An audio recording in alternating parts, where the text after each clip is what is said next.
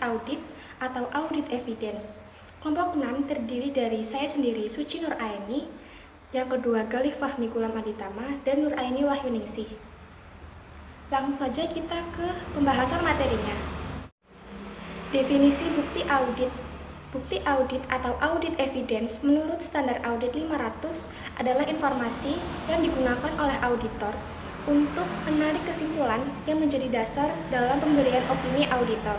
Di sini, auditor harus merancang dan menerapkan prosedur audit untuk memperoleh bukti audit yang cukup dan yang tepat untuk menarik kesimpulan atau opini dalam hal material dengan kriteria yang telah ditetapkan.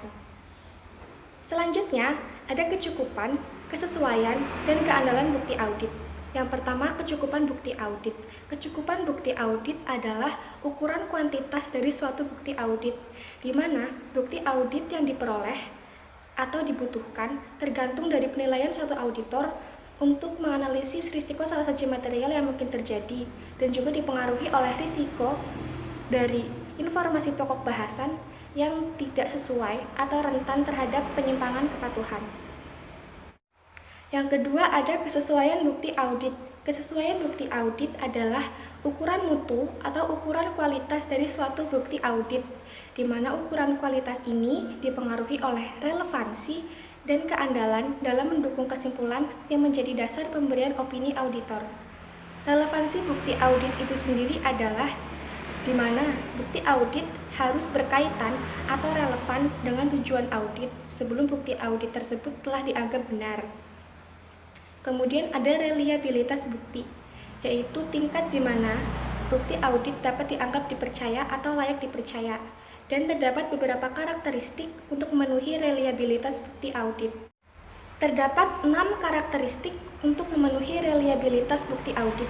Yang pertama adalah independensi penyedia bukti, yang kedua ada efektivitas pengendalian internal klien, yang ketiga ada pengetahuan langsung auditor, yang keempat ada kualifikasi individu atau entitas atau manajemen yang menyediakan informasi, yang kelima ada tingkat objektivitas, dan yang terakhir yang keenam ada ketepatan waktu. Kemudian ada keandalan bukti audit. Keandalan bukti audit dipengaruhi oleh sumber dan sifatnya, dan juga bergantung pada keadaan pada saat bukti audit tersebut diperoleh. Bukti audit dikatakan andal apabila bukti tersebut diperoleh dari luar entitas yang bertanggung jawab.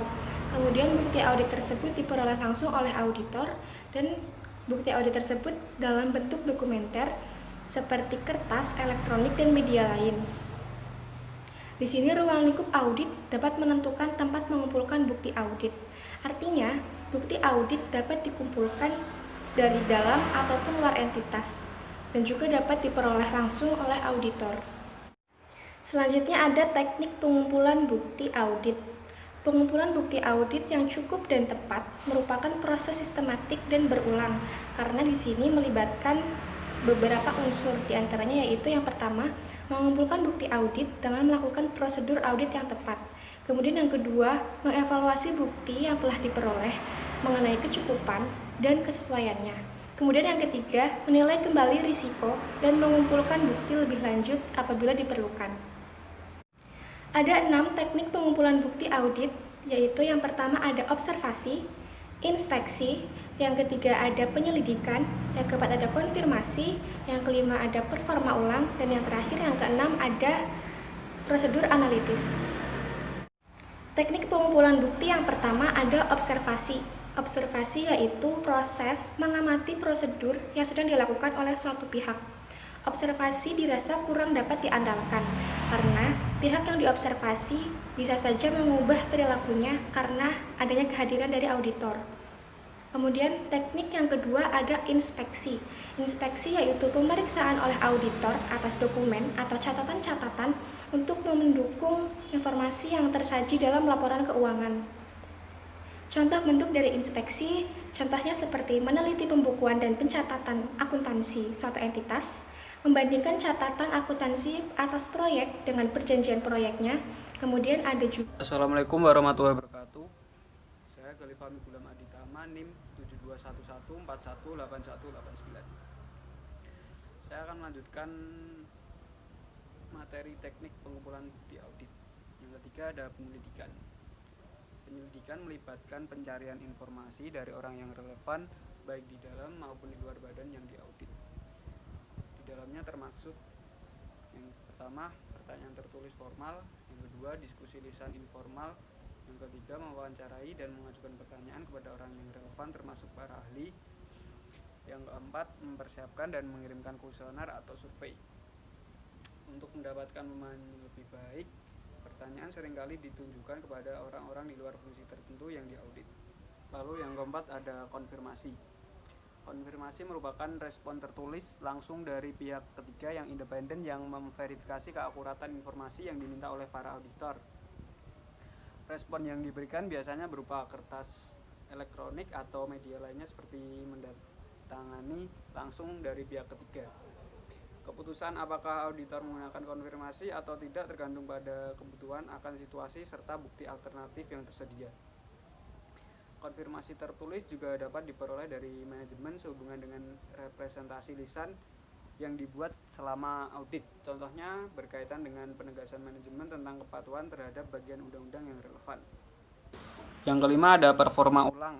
Performa ulang merupakan pengujian independen yang dilakukan auditor atas prosedur atau pengendalian akuntansi klien yang sengaja dilakukan sebagai bagian dari sistem akuntansi dan pengendalian internal klien.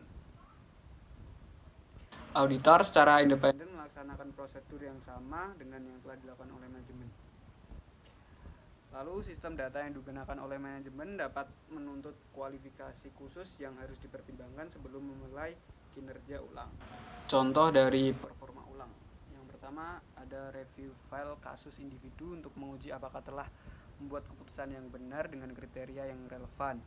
Lalu yang kedua langkah-langkah proses kembali dilakukan untuk menguji kelayakan visa atau izin tinggal yang dikeluarkan.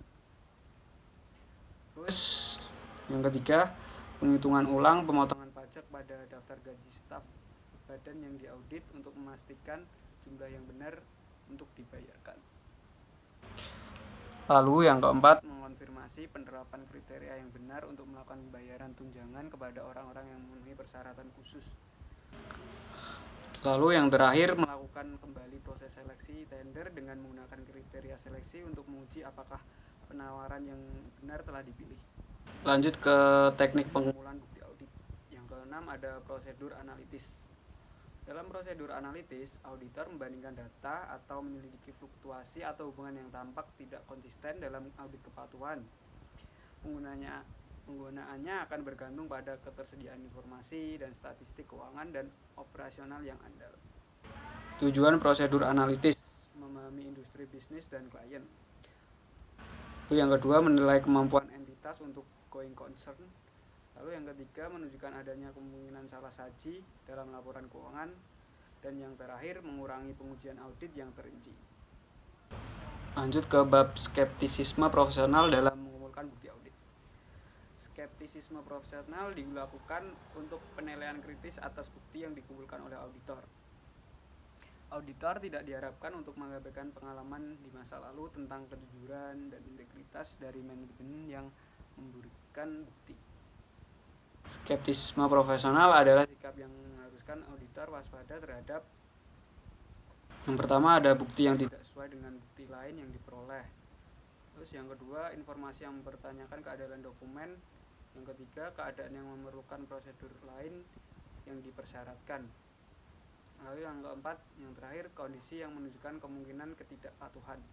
Pertimbangan profesional dalam mengumpulkan bukti audit. Pertimbangan profesional penting untuk melakukan perikatan asurans dengan benar.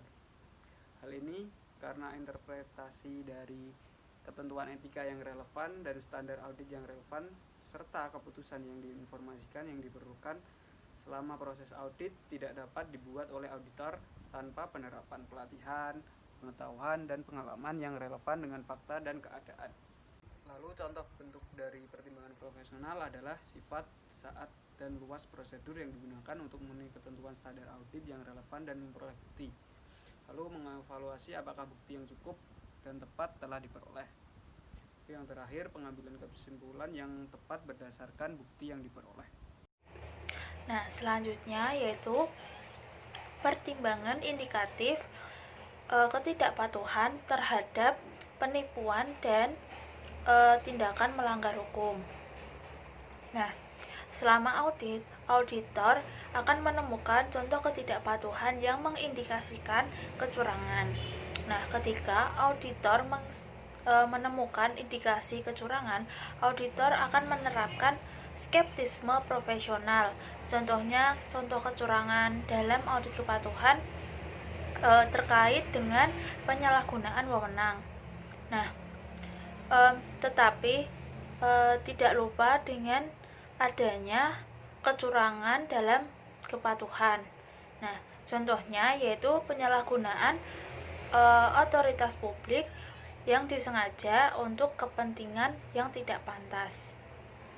Manfaat yang tidak patut adalah yang bersifat ekonomi atau non-ekonomi yang diperoleh dari tindakan yang disengaja oleh satu atau lebih individu di antara manajemen, pihak yang bertanggung jawab atas tata kelola, karyawan, atau pihak ketiga. Nah, selanjutnya yaitu teknik yang digunakan secara luas untuk mengidentifikasi penipuan. Yang pertama yaitu ada pengamatan. Nah, pengamatan ini auditor dapat mengamati sejauh mana manajer mematuhi kebijakan, prosedur, dan pengendalian internal. Yang kedua yaitu ada inspeksi. Auditor dapat memeriksa catatan untuk entry jurnal yang melibatkan jumlah yang besar.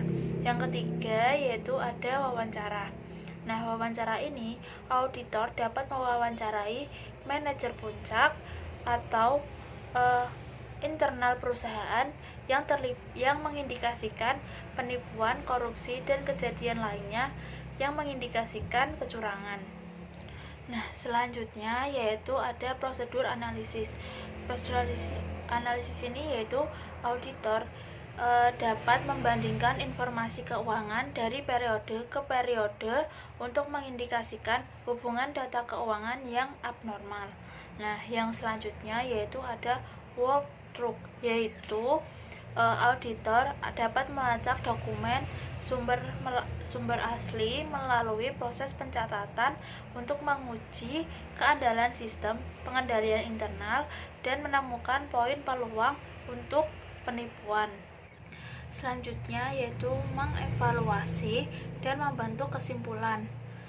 Nah, yang pertama yaitu mengevaluasi bukti audit. Nah, ketika mengevaluasi bukti, auditor harus menelaah dokumentasi untuk menentukan apakah bahasan yang telah diperiksa itu tepat dan memadai. Nah, auditor juga harus mempertimbangkan apakah ketidaksesuaian material bersifat luas atau tidak. Auditor harus mengevaluasi apakah penilaian resiko ketidakpatuhan itu penyimpangan kepatuhan masih tepat atau apakah perlu direvisi. Nah, selanjutnya yaitu menentukan apakah contoh ketidakpatuhan itu bersifat material atau tidak. Yang pertama yaitu pentingnya jumlah yang terlibat. Jumlah yang terlibat ini yaitu seperti warga negara, entitas, atau organisasi yang terlibat. Yang kedua yaitu sifat ketidakpatuhan terhadap hukum, peraturan, dan prosedur internal. Nah, yang ketiga yaitu penyebab yang mengarah pada ketidakpatuhan, kelainan, atau tindakan kecurangan. Yang ketiga yaitu kemungkinan efek dari konsekuensi ketidakpatuhan yang mungkin ditimbulkan.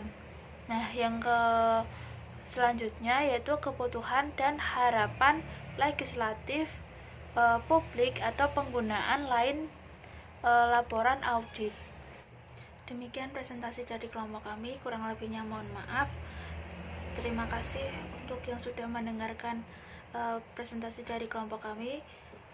Sekian dari kelompok kami. Wassalamualaikum warahmatullahi wabarakatuh.